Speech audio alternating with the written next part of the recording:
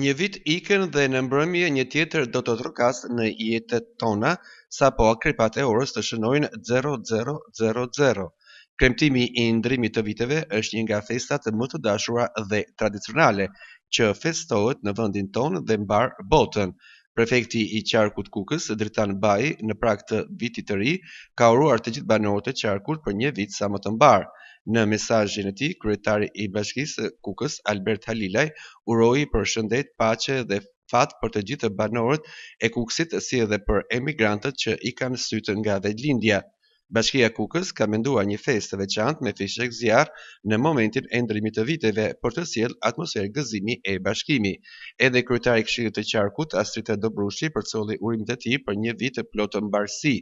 Kukës Televizion uron gëzuar vitin e ri 2026. Urojmë që mbarësia dhe begatia të mbushin familjet tuaja. Qoftë viti që vjen një vit I paqes, I mirëkuptimit dhe I respektit mes njerëzve, respektit për miqt, shokët dhe familjen. Gëzuar 2026 nga Kukës Televizion.